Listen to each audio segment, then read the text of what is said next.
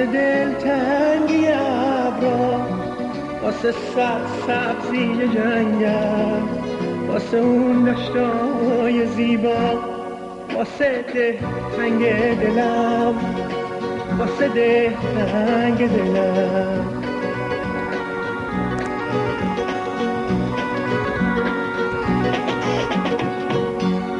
واسه آسمون روشن، شبای پر از ستاره، واسه اون جایی که انگار همه روزاش بهاره، واسه ده تنگ دلم، واسه ده تنگ دلم.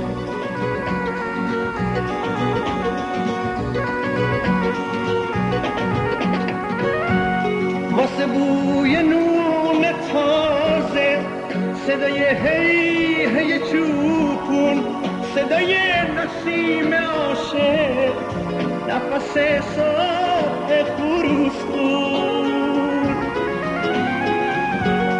واسه اونجا که محبت مثل یه نهر روونه، عزیزم عزیزترینم همیشه ورد زبونه.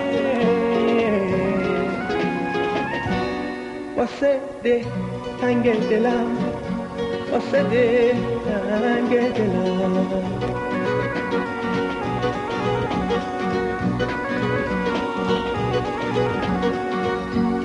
پشت هر پنجره انگار دشت میلاد بهاره، روزا از جنگل خورشید نور زندگی میباره. کوچه باغای پر از گل، خونه های گرم و روشن، جایی که تموم نمیشه سفر قشنگ بودن.